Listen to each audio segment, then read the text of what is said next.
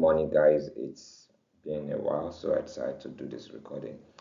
We've not been able to meet in class. I've done this with the 300 level students, so it's only the 200 level students, but everybody can get along with it. We have checked what is micro teaching, and we are looking at different skills that you will need to use when you want to carry out your micro teaching exercise. So let's delve into this slides and take whatever you want to take. I'll be fast about it so that it won't be long.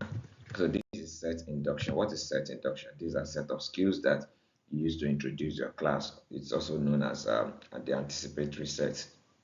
It's a skill that you use to introduce your class in micro teaching, and it is related to the beginning of the class when you want to teach. The thing is, if the beginning of the class is good, then you can predict what the outcome of the class would be. If you remember your laws of learning, the law of readiness is working hand in hand with the skill of set induction. Now, set induction is also called the anticipatory set. It is the steps that you take as a teacher to begin your lesson or other classroom activities that you might want to take. Set induction is used to introduce topics and get students focused and interested in the day's lesson. If learners are set, they are ready to learn. I told you about the law of readiness. The law of readiness states that when learners are ready to learn, when their mind is set to learn, then they are able to pick out whatever it is that you are teaching them. It is about getting ready and getting induced in the right frame of mind to learn. So, as a teacher, you are trying to put your students in the right frame of mind to be able to learn, and it is concerned with the way of introducing the teaching and the learning process. It is the way that you introduce your teaching and learning process. That's what my set induction is concerned about. So, in your micro teaching, how are you able to enter into the class? How are you able to bring the mind of the students to accept what you want to teach them in the current class? Let's move on. Why are we doing set induction? Number one is to arrest or gain the attention of the learners and to prepare them into a state of readiness. That's one of the reasons why we carry out set induction, to gain the attention of learners and make their mind ready to accept what you are about to teach them. The second one is to motivate learners and get them interested in the day's lesson. You want to motivate them so that they are interested to accept what it is that you want to teach them. Then it helps your students to get focused and think of what it is that they want to learn. When students are focused, they are already thinking in line of what you're teaching them, then they are going to learn. And the fourth one, it suggests the approach that you're going to use for your lesson. If you're going to be using a playway method or a discussion method or whatever kind of technique or method of teaching you intend to use for your classroom, the the way you enter the class will determine the kind of arrangement, type of method, technique, or approach that you intend to use for the day's lesson. So, why do we set induction? Is to establish a link between what the students have known before and what you are introducing now, from the old materials to the new materials that you're bringing out. You are trying to link the previous knowledge or their entering behavior with what you're about to teach them now.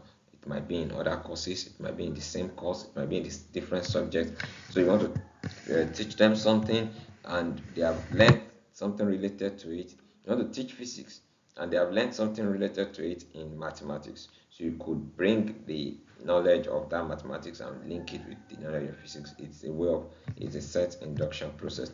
The set induction is used to establish a framework to assess the impact and effectiveness of a lesson. You are able to determine if your lesson is effective if you have a good set induction in place. And also, lastly, it is to give new meaning to new concepts or principles.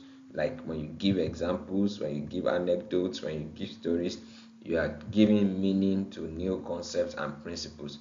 You use set induction to do that. So those are the reasons why we apply set induction when we teach. Now, what are the components of set induction? The things that you usually find in a set induction when it is being done. Number one, it checks the previous knowledge of the learners, like their entry behavior, what are the skills, the behaviors, the knowledge that learners possess before this current class. Number two, it involves proper sequencing.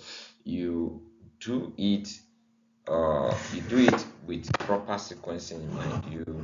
You do it when necessary, when it is important to be done. Then it provides objectives and teaching aids, the objectives of the lesson, and then the aids that the lesson are going to use. Then it shows relationship between content statements and the objectives of the lesson. What is the content of the instruction, and what is the objective that you have stated? The set induction shows us the relationship between those two. Then it tells us how long our introduction would be, determining depending on the kind of set induction that we decide to set. It tells us how long the duration of our introduction will be, and the capability of creating interest and motivation in learners can be determined with the type of set induction that we select to use in our classroom. These are components of set induction. Now, what are the ways by which you can achieve a good set induction? The first one is the attention gaining method, and the second one is the interest method. The third one is putting lesson in context, and the last one is the use of advanced organizers.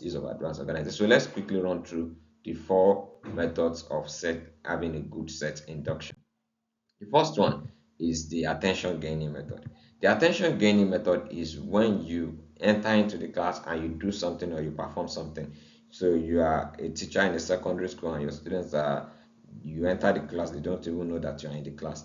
You do something so that the students will know that you're in the class. Let's say you are carrying a bunch of canes or something in your hand or a ruler. You can use it to bang on the table or the desk so they know that the teacher is around in the class.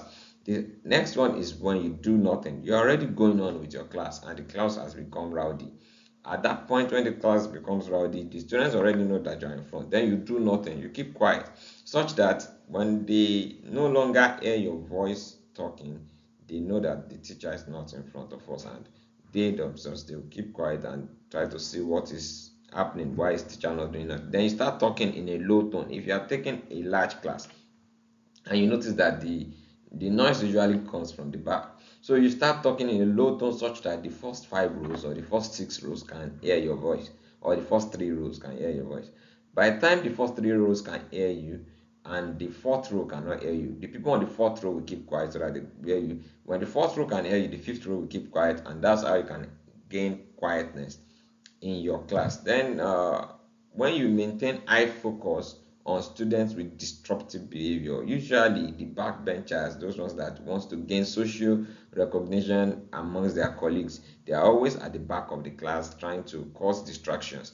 So when you notice such kind of students, maintain eye focus on them, let them know that you're watching them. They are likely going to behave themselves. So those are the ways by which you can have a good set induction. That's the attention gaining method. Then the next one is the interest method. The interest method is when you do something or you bring something that can interest the students into the classroom. So when you use the interest method, you ask something like a perplexing question. For example, you enter a class and you're like, okay, I enter a class, I'm like, okay, if I give you 10 million naira now, how are you going to spend it? In your mind starts racing, and different people want to raise up their hand. I'm going to buy this, I'm going to buy that, I'm going to invest this, I'm going. So it's a perplexing question, and it can be a very good question to introduce subjects that has to do with money, commerce, trading, investment. So you look for a question related to what you want to teach that will be able to get the interest of the students. That's the interest method. Another way is when you bring specimens, samples, real objects to classroom. You want to teach about snakes and you bring a real snake to class. The students will forever live. They will forever remember that. Wow, there was one of our teachers that brought a real snake to class. You want to teach the skeletal system. Take a skeleton to class. There are models of skeletons that they sell here and there. You can take it to class. Then you can present a case study. Okay, you want to teach about something about law, something about something that has to do with something that can happen within their environment. Present them with a case study. You want to teach about history, mention names of family members, names of areas where people can relate with, where they can visit. Those are case studies. And then show them pictures, show them instructional materials. Those are ways by which we can set have a good set induction, and it arouse the student interest. It's an interest method of getting a good set induction. Now then you can give demonstrations. If you are in a practical class, you are teaching welding, bring a welding machine to class, show them how to weld. If you are teaching chemistry, bring chemicals, bring reagents to class, show them how the reagents react. You are teaching physics, bring simple pendulum to class, show them how the thing operates. Yeah, whatever it is you are teaching, show demonstrations. Show demonstrations. Don't just teach theoretically. Let them see that it actually happens like that in real life, in real scenarios. So that's number two way of setting induction. We have talked about the attention gaining method, and we have talked about the interest gaining method. The third one is when you put the lesson in context. When you put the lesson in context, there are several ways by which you can do it. The first one is when you ask questions to assess the prior knowledge. So you're entering your class, you're asking them questions, what did we learn last week? And you're asking questions about the things that they are supposed to know that will help to this class. You are putting the lesson in context. Okay, when you review previous lessons and you link them to what it is to be learned in today's class, you are doing what? You are putting lesson in context. When you give the students learning objectives that by the end of today's lesson you should have learned this and that, okay, you are putting the lesson in what?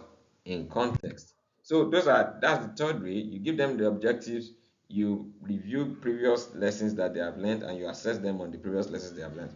That's when you put the lesson in context. So the fourth way of having a good set induction is when you have advanced organizers. Please, you should always know that a short pencil is longer than a large memory. So allow your students to jot down notes, to write down notes, or you give them handouts, give them something that they can read after class. So that's what advanced organizer means. It's a cognitive strategy that was proposed by Ausubel, and it allows learners to recall and transfer prior knowledge to the new information that is being presented. Okay, so they are able to transfer what they have learned previously to what they are learning now. How do we ensure that? Is when they have simple statements written down, you have to give them notes, let them be able to read what they have written down. So give them notes. Then let's have a mind map. A mind map is like you are like, this is what we want to achieve, and different people are bringing different ideas, and you are mapping it. Okay, so this one is a strategy, this is a strategy, and the entire class is contributing to the map. It's a way of having an advanced organizers. Then give them handouts and tell them stories and anecdotes that they can always relate with to go forward in class. So let's move on. That is everything about set induction. Uh, you should take a recess now, relax yourself these 14 minutes. Maybe I should just save the video now, or let me continue. Now, the next one is closure. Now, whatever has a beginning surely must have an end. That's why these two slides are together, really. So, whatever has a beginning has an end. Whatever has a beginning has an end. So, closure is how you end your class. Closure is you have started well with set induction. Closure is how you close the class, how you end the teaching. So it is indispensable in teaching. Any lesson that is not closed will not have its full effect on learners. You don't even know that, okay, is the class over like that. So that is closure. Now, a teacher begins the lesson with set induction, and you end it with what? With your closure. Closure is concerned with the way by which you close your teaching and learning process. There are different types of closures. There's the instructional closure. Instructional closure is reached when the lesson is completed and you as a teacher, you show the link between the instructional objectives and the lesson length. Okay, how do we achieve that? By evaluation, you ask questions from instructional objectives that you set at the beginning of the class. So when you are doing that, you are trying to achieve the instructional closure. Now, there's another type of closure which is the cognitive closure. The cognitive closure is reached when students have reached a closure and you are making a link between the previous knowledge and the new knowledge that they learned now. Not necessarily the instructional objectives that you set. It's about what they have learned maybe in other subjects or in your own subject. But as long as it is not from today's class, so you are trying to create a link between what they have learned now and what they learned in previous knowledges. That's at the end of the class, you are achieving a cognitive closure like that. And the third one is social closure. Social closure is the act of giving pupils a feeling of achievement after a lesson and encouraging them to continue and strive to make improvement. Like you ask them questions, you ask them to come and write something on the board, and you're like, a round of applause for so person. That round of applause is giving them a social, like it's like social recognition. They are being recognized by their peers. It's a social closure. They are feeling is a feeling of achievement that I am able to solve this. So you are teaching mathematics and you call a student out, come and solve this problem on the board. When the student finish solving that problem, he has that social closure that yes, I can tackle this problem now. So that's the third form of closure: the instructional closure, the cognitive closure, and the social closure. So in the three closures, there are activities that you do that will show us that you are closing your class. These are the activities. Number one, you provide structure and you make links. So you link your study with instructional objectives. I talked about that. You link your study to advanced organizers, to notes that they can read after the class, to textbooks. So you link your uh, class to textbooks, to advanced organizers. Then you link your class to familiar materials, that okay, there's this study in psychology that is related to this class. Make sure you read about it.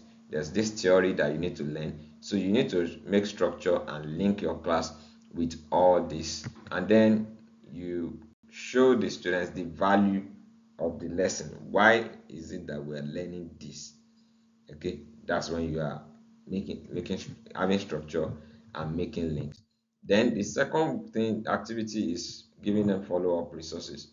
Okay, when you provide information on relevant resources that can be complementary for your lesson. So whether you are doing the social closure, cognitive closure, or instructional closure, these activities are important. You make structure and make links. You give follow-up resources that are textual, video, or audio materials, or multimedia materials, and then you review and summarize.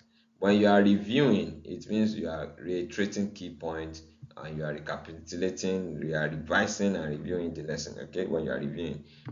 Now, the same thing when you are summarizing. This one, you summarize all the major points, everything you have talked about from the beginning to the end.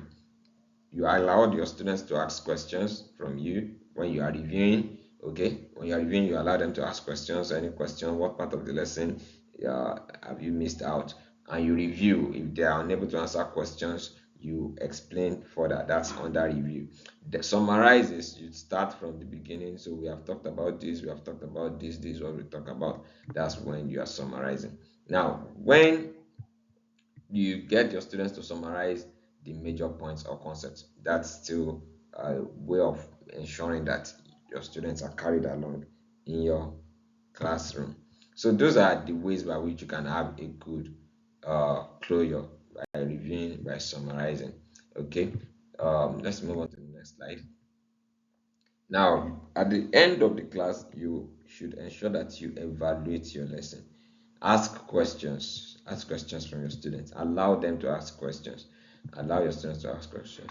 So involve them in activities, give them assignments, whether they need to use a new concept of idea. If you are going to dramatize anything in class, then whether you are going to demonstrate new acquired skills, especially if you are teaching a skill, something. At the end of the class, you want to, okay, come and display the skill that you have learned today. You are teaching basketball and you have taught them about chest to chest through. So you want to, at the end of the class, you want to bring out like 2 or 3 students, come and display the skill that you have learned. You are trying to evaluate whether they have learned something from the lesson. Then express opinions about the value of what was done. Let them talk about what has been done in class today. Is it enjoyable? Is it not enjoyable? Okay, and then give follow-up assignments. Give follow-up assignment. Don't just finish your class without giving up assignments. Your class should not end in your class. Your class should continue. Okay, so that your students will be able to chain contents together. When students go out and they learn on their own, they are able to say, okay, this thing that I've learned, they're able to internalize it better, commit it to a long-term memory instead of a short-term memory. So give follow-up assignments that will assist your students to chain contents of instructions together. So that those are ways by which you can achieve a good closure. Those are ways by which you can achieve a good closure. There are 3 types of closure. I told you there's the cognitive, there's the instructional, and there's the social closure. Those are the 3 types. And under the 3 types, these are the 4 things that you do. You have structure and you make links. You review and summarize. You provide links to other resources, and you evaluate your lesson. We have come to the end of the set induction and closure. Ensure you go through this and put your questions that you might have in the stream box, and I'm going to answer them. Have a nice day.